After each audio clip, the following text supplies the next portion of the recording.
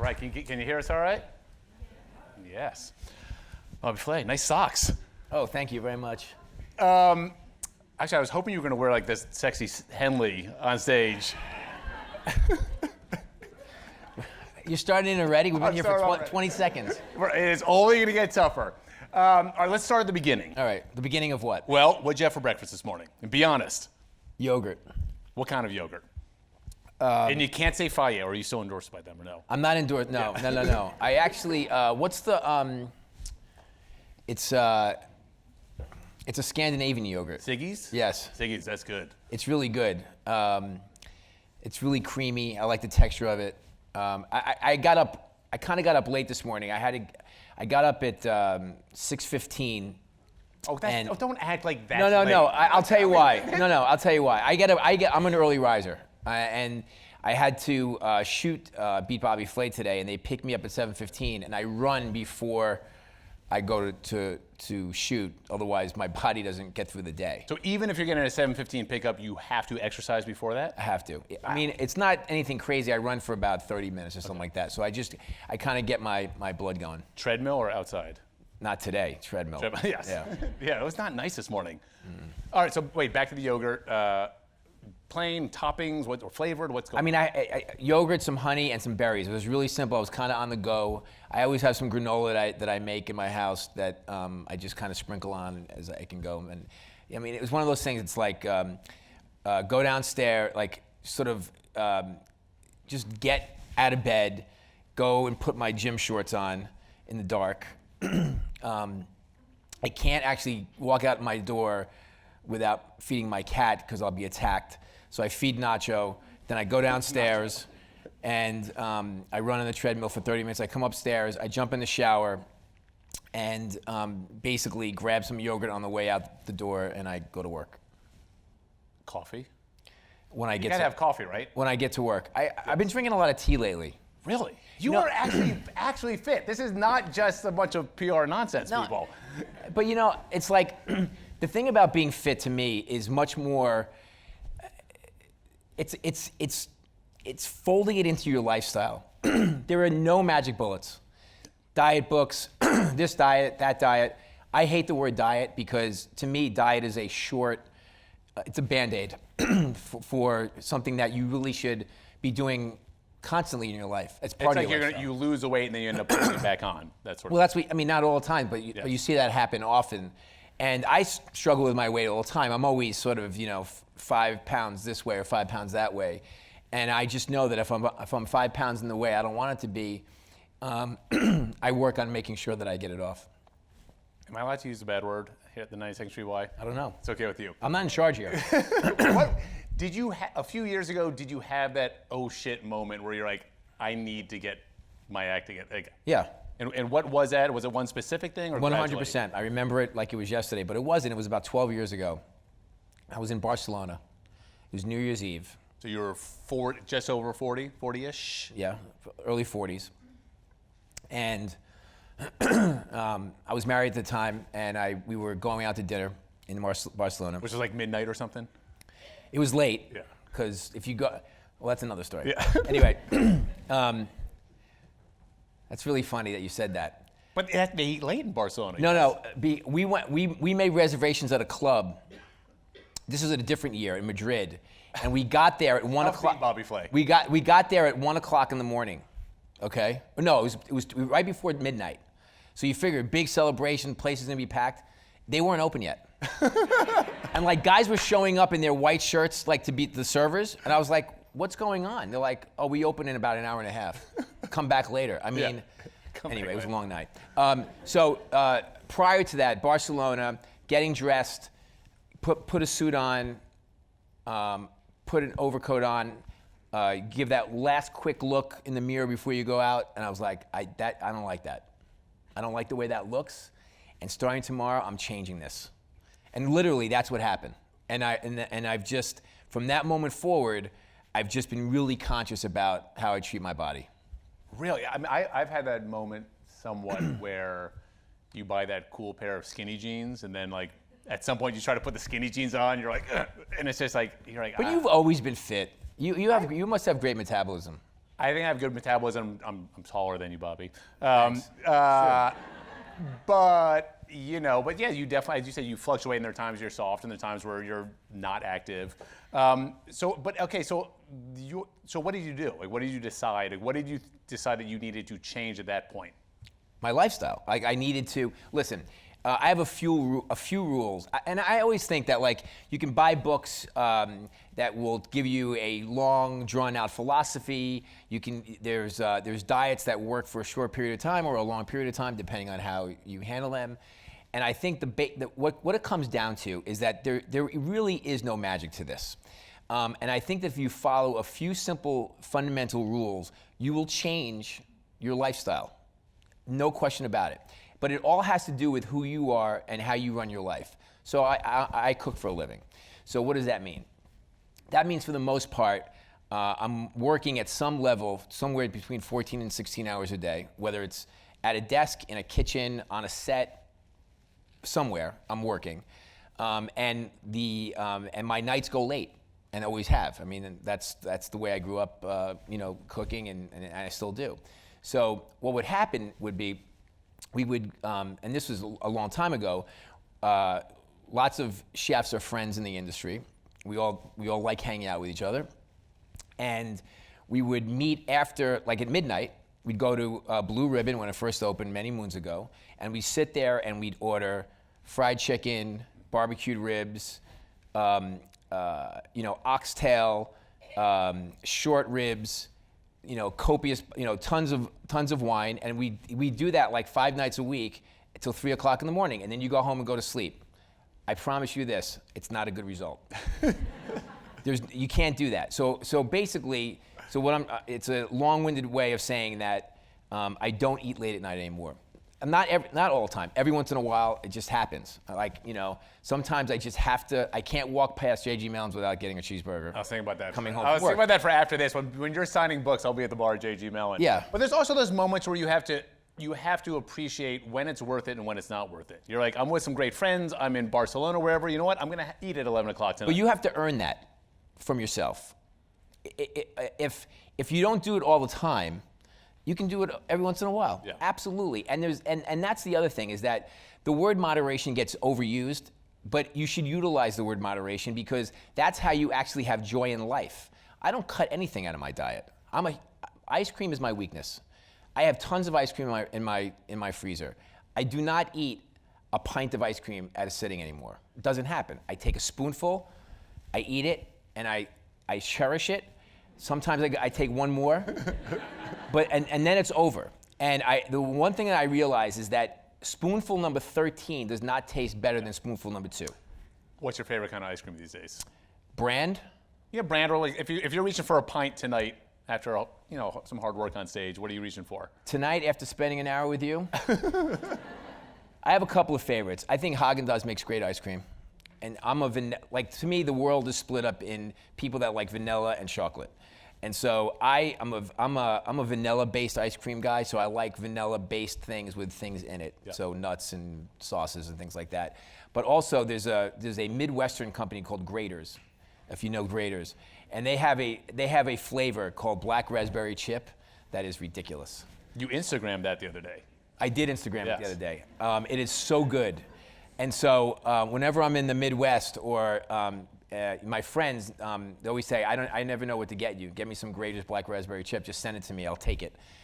So I like those kinds of ice cream. And I'm also a frozen custard fan. I like frozen custard. I'm a gelato fan.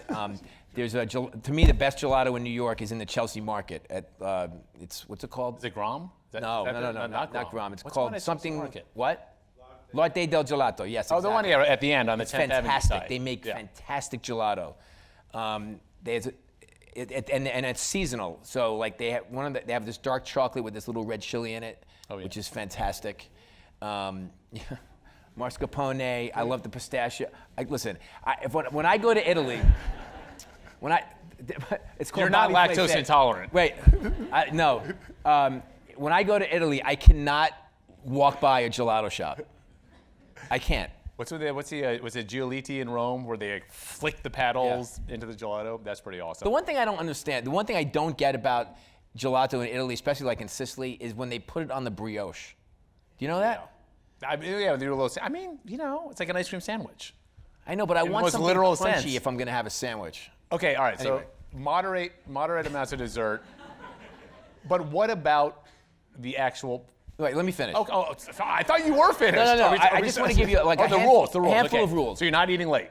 I'm not eating late as much as I can help it. So when I go to work, I eat before service. So I'm eating at 5 o'clock. I'm eating staff meal at 5 o'clock because you have to remember, Adam, is that I'm also tasting all night, no matter what. With the little tasting spoon. So and it adds up. So I know it's going to add up. So if I do that and then go out at night and late at night and hang out with you and we fill the table because we're food people. So we fill the table with food. We always over order. That's what happens. It's always like, let's get this appetizer, that entree, you get this appetizer, this get entree, and then we need 3 for the table because the table's hungry. So we always have to have some other things for the table. Or on those nights where you try to be a little bit more strained, the chef recognizes you, so he or she then sends out the entire menu. Exactly right, which is incredibly great. It's a very gracious industry. But the other thing is when I go to a restaurant, what I try to do is eat 75% of what's in front of me. And it doesn't sound like it's a big deal, but it's 25% less caloric intake every day in and out. And that is, calories in, calories out is a big deal. And then the other thing is that I don't do, that I used to do, is if I don't like it, I don't eat it. Yeah. But you say that, but most people just eat it anyway. I've been that guy. Yeah, It's in front of you and you're like, okay, I just if it's not good enough, the way I think about it, this is going to cost me a lot of time, energy, and pain on a treadmill. Do I really want to eat it? Is it worth it? Yeah. Okay, well, what about, you live in New York City, which is a city that has a lot of fun. It's also a stress-inducing city. What about alcohol? And has that changed over the years for you in terms of? Right now, I'm not drinking. At all? It's only been 2 weeks. But, everybody, see, here's the thing. That's why, like one idea doesn't fit everybody. So I know what I need to do to make myself feel better and be fit. So I need goals. I need long-term goals. So last year, my daughter was going to school abroad in London, and she had to be there for a bunch of months, and she was going to have her 21st birthday. So obviously, I knew I needed to go to London for her 21st birthday. Lo and behold, I checked out the website, and the London Marathon was the same week. So I decided 4 or 5 months earlier that that was gonna be my goal, and I stopped drinking then. It was not easy because I like to drink, but it literally changed the way I felt about my body in a very short period of time. Not drinking alcohol for 4 or 5 months, I was sleeping 2 hours extra a night without trying, every night. That's I went from like 5.5 hours of sleep to 7.5 to 8 hours of sleep easily. And I know that that's good for you. I know when my body is saying that you need those extra 2.5 hours and the alcohol is getting in the way, that it's probably a good thing. So, but you're out and about a lot. How do you, in New York City? Hey, Bobby, want a drink? I just did it. I was with two of my colleagues that I work with. They met me around the corner. We were a little bit early. We went over there, had a drink. I ordered a glass of Prosecco. How much did I drink? A half a sip. I ordered it because I feel guilty. I can't sit at a bar and order I'll get a bad reputation. It's like Bobby Flay came in and he ordered a glass of water and left. No, first of all, I want to spend money in somebody's establishment, but also I want to be social. Doesn't mean I have to have 3 glasses of Prosecco while I'm waiting to do this talk. Yeah. You might be more fun. I'm going to drink it after. Yeah. Okay, so, but is this like a dryuary sort of thing? I'm going to do January, February. Oh, that's good. Wow. If I can make it. Second. See what happens. Yeah. Okay, so then did you increase, and we will get to the book, I promise. What about the amount you were exercising? Did that increase in the last several years? I've always exercised, but I've just been more regimented about it. I've always been a runner, and I'm really, because I'm a guy, I don't stretch. In your book, you were on the high school track team. I did. Really? Oh, yeah. Like running like what? Cross country and long distance. Yeah. Thank you. Does that count as a track? Does that count as a track team? What do you mean? I mean, it's not like. Wait, are you calling me out, dude? You're not like doing the 100 or the 400 or the hurdle. You're just like. No, I'm sorry. I was distance. a miler and a 2-mile run. I'll show you my medals. Okay. So let's in terms of the type of, what about the type of food you're cooking and eating then for yourself? And it's been interesting, like if you look at Gelato compared to what you were cooking back in the day, and how much did that change? You know, in terms of some of the recipes we see in here, like a salmon gyro with roasted tomato, mustard seed tzatziki, and you know what I mean? Flavor and it's healthful at the same time. I think what's happened without us even noticing, and I really mean this, is I opened Gelato. It's going to be 4 years in March, okay? And the one thing I realized is that I cook in my restaurants the food that I want to eat then. And I'm obsessed with the Mediterranean. I just like being there. I mean, there's nothing wrong with being in the Mediterranean ever. And the food there is always healthful. All the countries in Europe are glued together with olive oil. When you say healthful, what does that mean to you? I'm gonna get to it. That was a good question. You say you know. Just ask. I was in the middle of a sentence, Adam.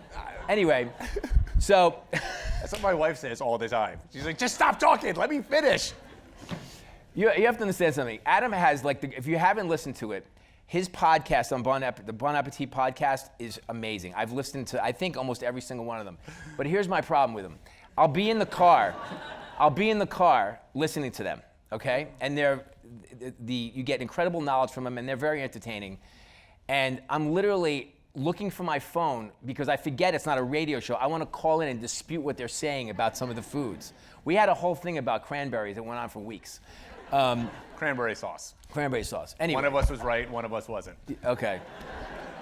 Does anybody in this room not cook the cranberries for cranberry sauce? Thank you. You should, because it's bracing and acidic and it's crisp and it cuts through all the fat on the rest of the Thanksgiving plate. Give it a shot. Nobody wants that. Anyway, so 4 years ago, I decided I wanted to open Gelato. Now, I had a restaurant called Bolo for 15 years, which was really based in Spain. And it closed. They knocked the building down after our lease was up. It closed, and I was looking for another space for about 4 or 5 years, and we found this space. And so Gelato was the next version or the next iteration of Bolo. You were literally ahead of your time with Bolo. Yeah, for sure. Bolo was before Ferran Adria, before anyone knew of any of that stuff in America. I know. It was 1993. I said, I'm opening a Spanish restaurant, and they said, what kind of enchiladas do you have? Yeah. Seriously. That's what it was. I mean, nobody knew what a piquillo pepper was. Nobody knew what manchego cheese was or serrano ham, nothing. But we loved that restaurant. It was open for 15 years, but I always wanted to, I was sad that they knocked the building down and I wanted to open the next iteration of it. So Gelato is a little bit more of an expanded version of Bolo because I utilize as many of the countries in the Mediterranean as possible because they have so many similarities. You know, it's just a border. But they're all glued, as I was saying before, to me, they're all glued together with olive oil. And the olive oil diet is a healthful diet. And so when I started doing the menu, I realized without even trying that the vegetable quotient on the menu was triple anything that I had ever done before. And just because of the way I was thinking about the food, and I think the Mediterranean lends itself to that. And then I was like, you know what, I'm gonna do a paella, but I'm not gonna do the classic paella with all the shellfish and the chicken. You can find that in 500 places now. I used to do that at Bolo, but at Gelato I'm gonna do something different. I'm like, you know what, I'm gonna come up with a vegetarian version of a paella. So I came up with this version of paella, which has wild mushrooms and kale and crispy artichokes and an egg sort of steamed in the middle of it. And I was like, we're gonna sell 6 of these a week. It's the #1 dish every single night since the day we've opened, undefeated. What is it called on the menu? How do you describe it? Kale and wild mushroom paella. That's what it says. And it's just, that's the way people are eating now. People want healthful vegetable dishes or vegetable forward dishes, but they have to have creativity, they have to have flavor, they have to have contrast of texture. You know, we think back to Mesa Grill, 1991. Oh, there's a vegetarian in the room. What? Okay, I roll. give them steamed spinach because that's what we have. I mean, but obviously that's changed for the better in such a great way. When you say flavor, because I think a lot of times there are certain nights, like on Monday nights, I'm like, all right, honey, let's eat healthy tonight. We're gonna make a grain bowl or something. And healthy often doesn't translate as flavorful. And like, what am I doing wrong? And like, what are some key steps as a home cook? What should we be doing to sort of make these quote unquote healthy dishes as delicious as anything else we have the rest Well, of I mean, it's you want to use things that are impactful. I mean, that I think of that word a lot with the ingredients that I use. I always say that everything that tastes good starts with onions and garlic, right? So you start with the aromatics, and you have to build flavors on top of flavors. And so I use things like onions and garlic and shallots and and scallions and things like saffron and chili peppers, like Calabrian chilies are now my sort of go-to chili. Like for a long time at Mesa Grill, of course, I was using all the chili peppers from New Mexico and the Southwest and Mexico, and now I'm looking for flavors from the Mediterranean, like Calabrian chilies that just pump up the flavor in things. Different kinds of cheeses: blue cheese, manchego cheese, boucheron cheese. what about acid? Yeah, tons of vinegar, and lots of lemon.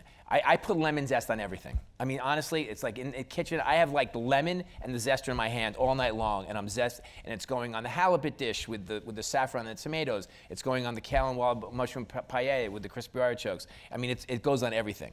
Let's talk technique. You have a couple recipes which looks delicious, like this one right here, which is the slow roasted cod with avocado salsa verde and pomegranate. Right. And then you also have the slow cooked Arctic char with broccolini, capers, and serrano pepper. Yeah, Can so you talk about that's- slow roasting fish and what that does to a fish? Well, slow roasting certain fish. Slow roasting salmon is the way to cook salmon. You cook salmon as slowly as you can, meaning as low heat as possible. So like give me a ballpark. What does low heat-ish mean? 250 degrees. Okay, that low. You know who taught me that? Jean-Georges Vongerichten, a long Okay. time ago. And basically, it's a really simple concept. There's a lot of really good fat in salmon, but there's fat. So what you want to happen is you want the fat to melt slowly, and the fat just basically cooks the salmon. It basically sort of lubricates the salmon as it's cooking it. I don't like seared salmon because it just doesn't have that silky texture. Yeah. It's rare in the middle. It's got a nice sear on the outside, but I'd rather it all one texture, slowly cooked. And then some capers and lemon and parsley. This also looks delicious. I don't know if anyone can see these photos, but the poached chicken with salsa verde. I remember poached chicken breasts from the 80s, and they were the most flavorless, rubbery. I'm like, what are we eating here, Mom? Yeah. Salsa verde. This looks delicious, though. But salsa verde is a really good answer to one of your questions, with how do you pump flavor into things. So a Mediterranean salsa verde, obviously it means green sauce, so there's green sauces in every culture, but the sort of Italian salsa verde, it's lots of herbs. So I use lots of parsley, I use tarragon as well, and then you chop up some capers, some anchovies. Anchovies are, they're a weapon. How many people in the audience don't like anchovies? I'm curious. Yeah. So probably maybe 20%. That's more. That's You don't like anchovies? That's fewer than I thought. Wow. Well, yeah, that's a good question. Like sometimes like in a Caesar or some dressing, then you're eating the whole anchovy. Like No, white here's the key. anchovies. Okay, there's a difference. The bucarones, which are the white anchovies, is what you just eat them whole. Like You do. A white anchovy? I said you do. I don't. You don't? No, I'm not an anchovy guy. Okay, here's what you do.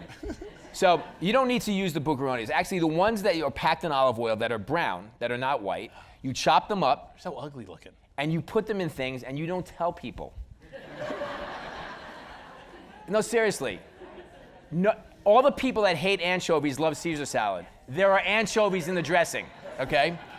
Here's a great thing. You make a pasta dish or a risotto, breadcrumbs, you toast them.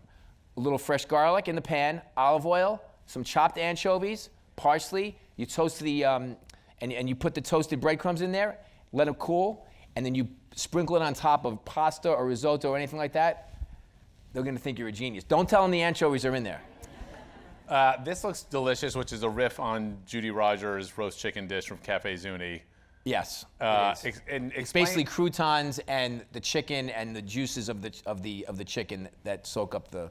with the salad. Yes, exactly. Sort of a frise. Yes. And I think what's interesting about that sometimes if you have a beautiful cut of meat or roast chicken, you don't need the mashed potatoes and the cream spinach and all. I always say when you go to a steakhouse, what kills you are all the sides.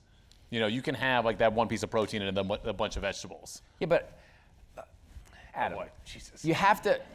I mean, here's the thing: if you're gonna go to a steakhouse, I was using that as an example. Okay, sorry. Just like, so I just think sometimes we overdo the sides, You can just appreciate like a beautiful pork chop with some vegetables on the side. I don't know. I think I like that. Okay. You know. If I go to a steakhouse, I'm having cream spinach and hash brown potatoes. No question about it. I'm just not going to eat the whole table worth of it, you know?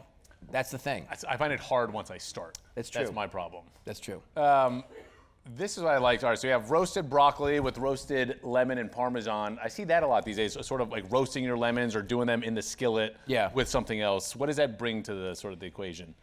The charred flavor on a lemon gives it a sort of a roasted flavor. I mean, I think you can overdo it. What's really beautiful about a lemon is the brightness. So if you can combine a little bit of that charred flavor from the pan and the brightness of the lemon juice, I think it's a nice thing. You just don't want to overdo it. Are there any restaurants in New York who are inspiring you these days in terms of this type of cooking? This type of cooking? Yeah, you know. Yeah, I mean, there's tons of places. Like, I eat at a place called Via Carota a lot. Love Via Carota on Grove Street, in West like, Village. If you close your eyes, you'd feel like you were walking into a great trattoria in Rome. Her food is incredibly simple. It's simply presented. But it's gutsy and well seasoned, and it's always enjoyable. It's hard to get in because they don't take a reservation. So you had lunch. Good for lunch, though. And they have that whole sort of Verde section, which is a ton of vegetable sides. Yes. Again, you can sort of construct a meal with a bunch of those and maybe split one entree or something. Yeah. Which I like. Smoothies. Are you a smoothie guy? You know, I made a smoothie the other day. It was really simple. I took some yogurt, some ice cubes, some blackberries and blueberries that I had in the refrigerator, and some pomegranate juice. That was it. I don't like sweet smoothies. I don't put a bunch of like sweeteners in or honey or anything like that. I like it very simple. You ever do peanut butter in the smoothie? No. Really? Yeah. Does anyone That's what do you peanut do? butter in their smoothies? Anyone? Yes. It's good after a workout because you need that protein and stuff. What do you do to work out? I had my oh shit moment a few years ago. I was at a holiday party and I saw my buddy Dave Malpe, who I hadn't seen in years. I used to play basketball with him. And I'm like, damn, Malpe, you got like in shape. You're not like like how did that happen? And he's like, oh, well, remember Damien? Like he's a trainer now. And I'm like, that Damien over there? And I walked over to Damien. I'm like, Damien, you're my trainer now. Really? Doing this. So you have a trainer? I'd been talking about getting a trainer for 5 years. And literally, every year that was my resolution. And then the thing about a trainer, and if anyone has a trainer, it's basically a therapist because you're spending an hour with this person talking about stuff, and you better like this person or else it sucks working out anyway, so you better get along with them and have stuff to talk about.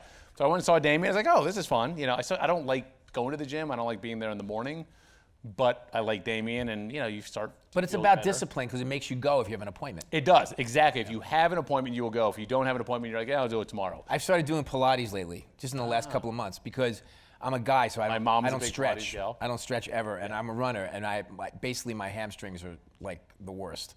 So I feel like Pilates has helped me stretch a little bit. How often do you do that?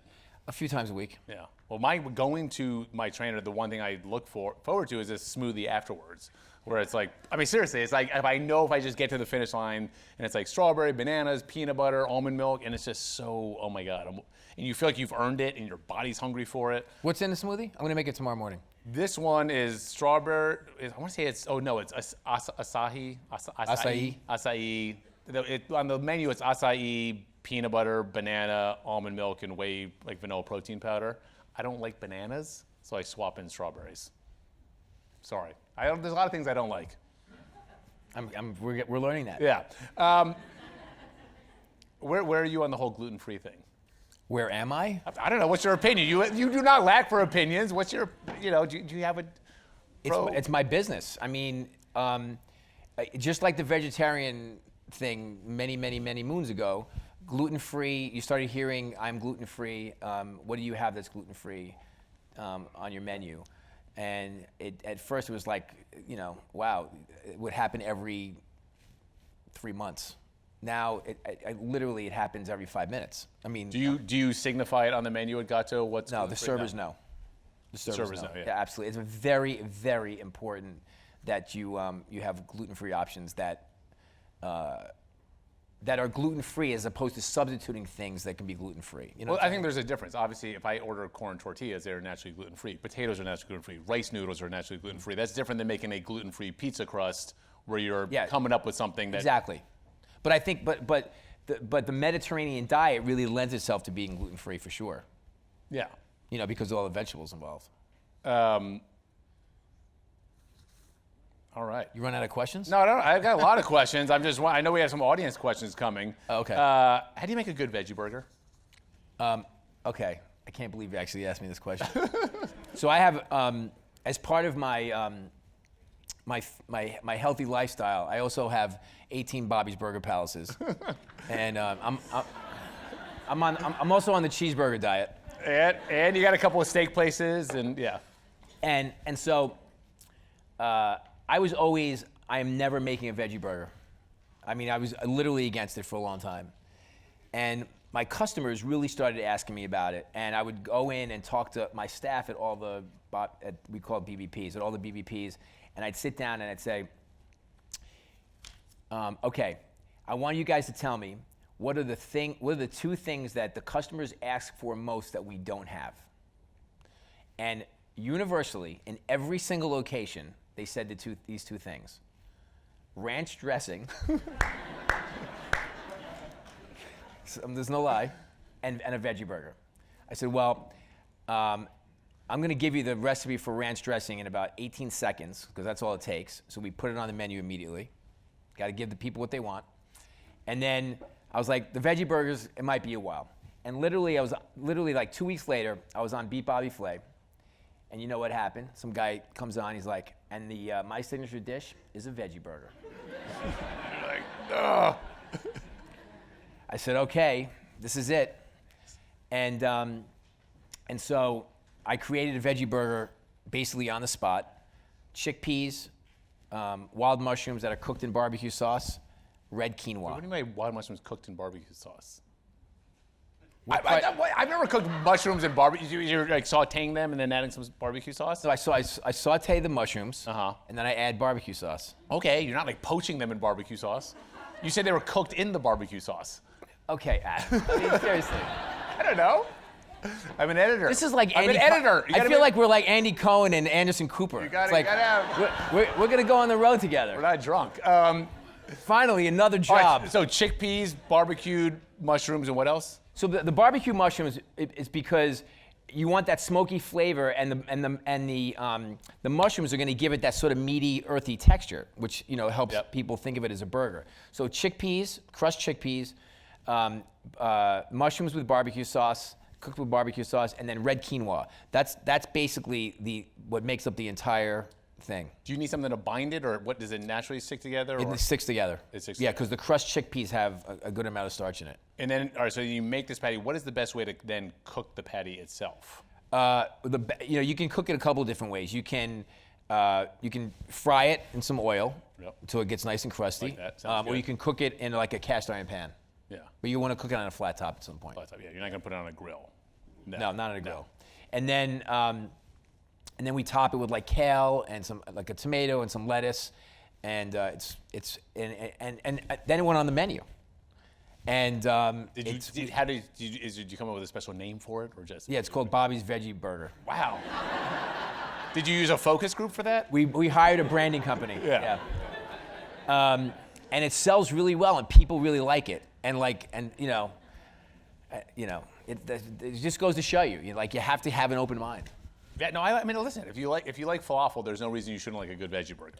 Well, it's like we put these 3 great salads on the menu. So I was like, vegetarians, we have salads. They're like, no, we're here at a burger place. We want our veggie burger.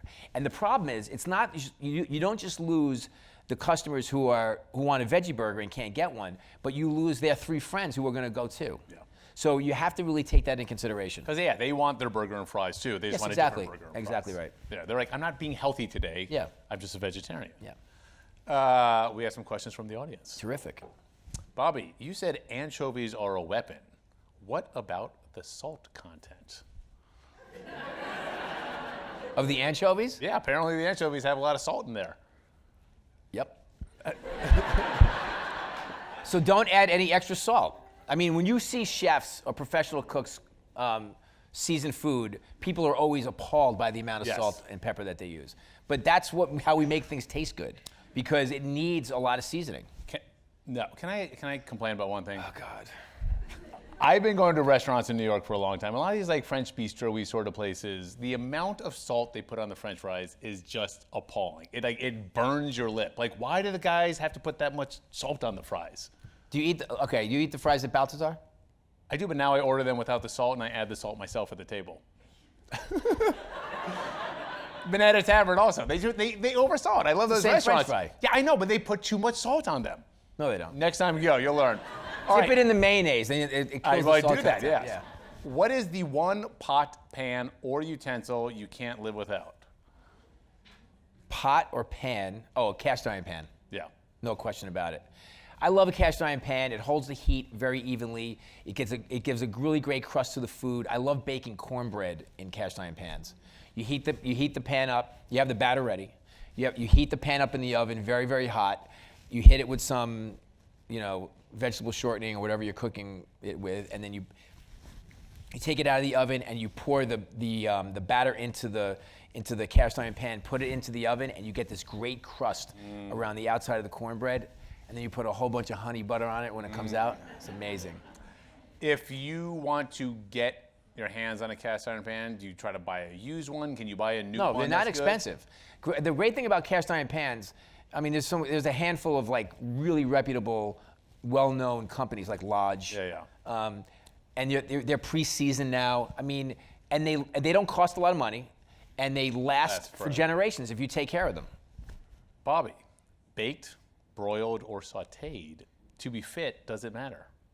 What's the ingredient? Ooh, good question. I'm going to say a protein. Say fish, because you have baked, broiled, or fish. Baked, broiled, or sautéed. And for what reason? To be fit. To be doesn't fit. Matter. Yeah. Baked, probably. Okay. Or broiled. Yeah. Because sauté is probably going to have a little bit more oil. Yeah. Bobby, Oprah loves bread. Do you? To be fit, best kind of bread and how much allowed per day? That's a good question. Like, what kind of bread? Is any bread actually good for you, or is it all just bread?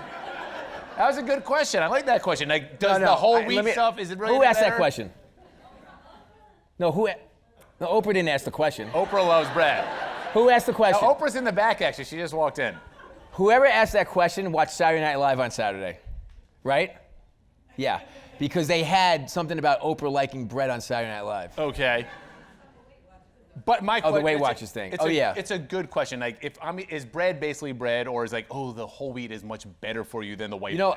There's a place, I live in Tribeca, and there's a place, there's Mason Kaiser, where he's got a bunch of bakeries. Like 100 of them now. But the bread is great, and I buy the buckwheat flaxseed baguette about 2 or 3 times a week for my apartment, and sometimes I'll just toast a little bit on the way out the door. It's not because I think it's healthier. I like brown breads. I like the flavor of brown breads more. Like the more substantive. Yeah. I mean, every now and then I get like a classic baguette or something, or like a pizza crust. I want like white flour, but I like a bread. Listen, bread is amazing. You just don't eat a whole loaf of it. And if you're gonna eat it, use butter. I use olive oil, but I salt and pepper it too. Yeah, well, obviously. No, it's not obvious. Yes, of course it is. No, people don't. No.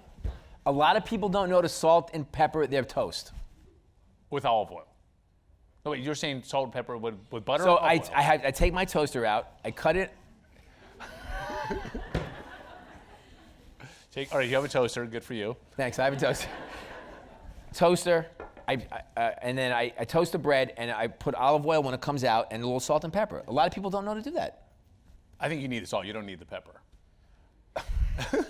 You You're don't. splitting hairs on me. You need the salt. I'm a black pepper fan. Okay. I love black pepper. That's a good question. Where do you buy your meat?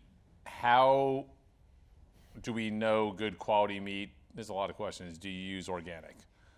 That's from Karen Elefante from Long Island. Thank you, Karen.